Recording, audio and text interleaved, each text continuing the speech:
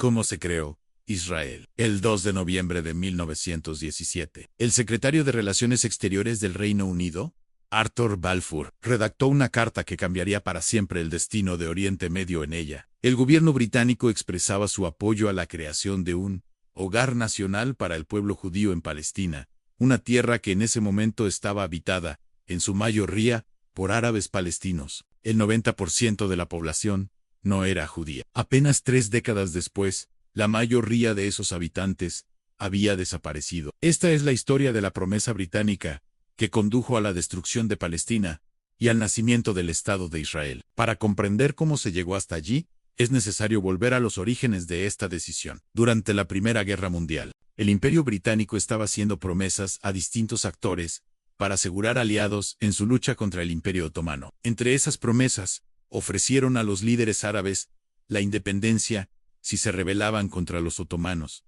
y al mismo tiempo, a través de la Declaración Balfour, prometieron a los sionistas europeos su apoyo para establecer un hogar judío en Palestina. La idea del sionismo surgió a fines del siglo XIX, impulsada por los brutales episodios de antisemitismo en Europa. Un pequeño grupo de judíos europeos comenzó a establecer colonias en Palestina. Para algunos, la tierra prometida era un escape de la persecución. Para otros, una solución política definitiva. El movimiento ganó fuerza con Theodor Herzl, un periodista austrohúngaro que en 1996 publicó El Estado Judío. En él, argumentaba que la única manera de garantizar la seguridad del pueblo judío era mediante la creación de su propio Estado.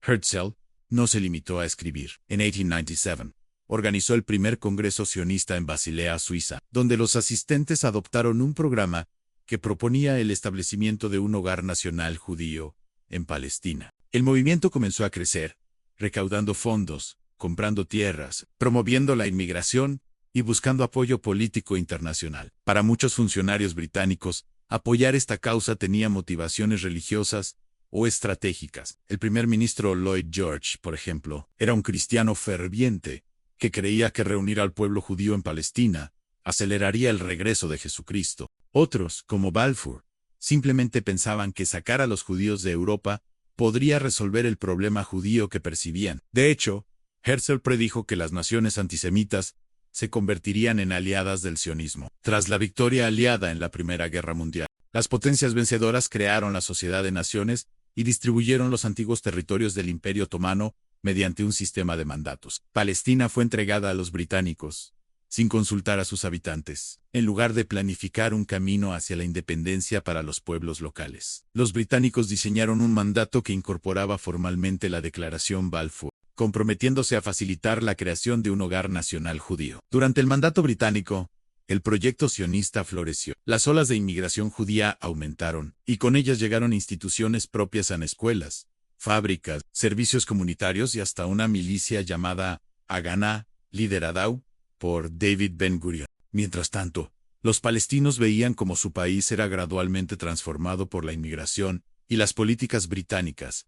En 1936, los palestinos se alzaron en huelga general. Las autoridades británicas respondieron con dureza a arrestos masivos, torturas, demoliciones de viviendas y ejecuciones. Se confiscaron armas, se exiliaron líderes, y la Haganá colaboró con los británicos en redadas contra aldeas palestinas. Ante esta situación, Londres envió una comisión de investigación, conocida como la Comisión Pell, que propuso dividir el país en una parte para los judíos, otra para los palestinos y otra para Transjordania. Esta propuesta incluía el desplazamiento forzado de 250.000 palestinos para hacer viable el Estado judío. Las tensiones no disminuyeron. La revuelta palestina continuó hasta 1939, dejando miles de muertos, heridos y encarcelados. Ese mismo año, el Libro Blanco británico propuso una solución alternativa, la creación de un Estado único compartido por judíos y árabes, con independencia, en 10 años. También se limitaron drásticamente la compra de tierras y la inmigración judía.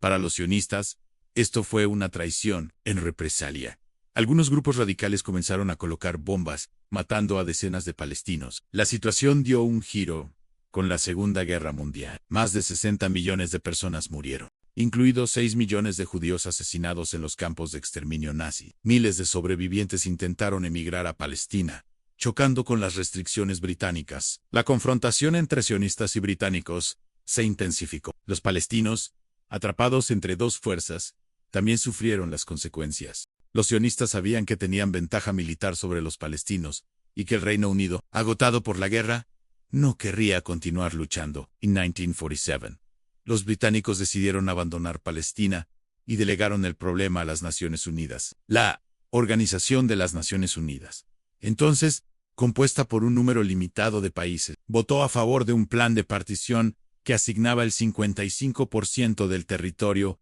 al Estado judío. A pesar de que los judíos eran solo el 30% de la población y poseían apenas el 6% de la tierra, no se explicó cómo podría existir un Estado judío donde la mitad de la población sería palestina. Los palestinos y el mundo árabe rechazaron el plan. Los líderes sionistas lo aceptaron, pero vieron una oportunidad. Con los británicos saliendo del país, los milicianos sionistas lanzaron una campaña para tomar más territorio del asignado por la Organización de las Naciones Unidas y reducir la población palestina. En ciudades como Haifa, colocaron coches bomba en barrios árabes. En aldeas, expulsaron a sus habitantes por la fuerza. El 9 de abril de 1948, ocurrió una de las masacres más emblemáticas a la del pueblo de Deir Yassin. Según un informe británico presentado a la Organización de las Naciones Unidas, 250 personas fueron asesinadas brutalmente. Mujeres y niños fueron desnudados, fotografiados y ejecutados con armas automáticas.